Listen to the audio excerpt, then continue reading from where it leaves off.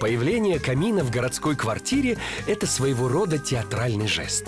Камин абсолютно безопасен. Топка искусственного очага работает на обычной воде. Подключив камин к электропитанию, можно наслаждаться мистическим видом живого огня.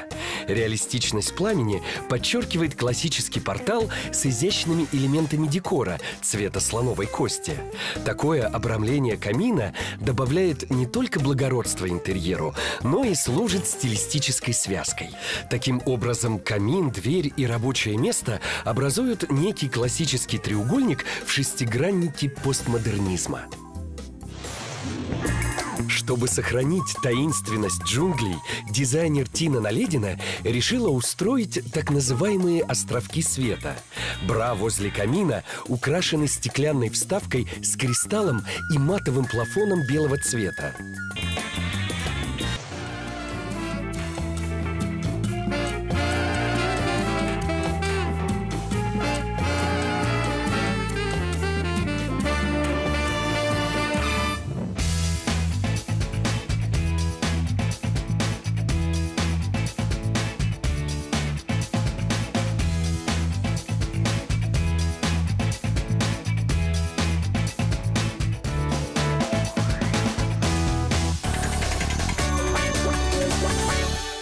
Камин настоящий? Нет.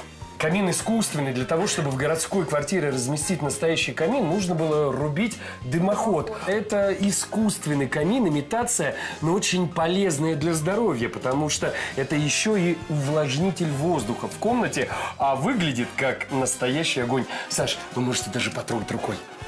В нашей квартире, причем очень важный вот этот увлажнитель, потому что зимой особенно часто очень сильно греет батареи, и воздух очень сухой, поэтому, я думаю, очень отличное решение.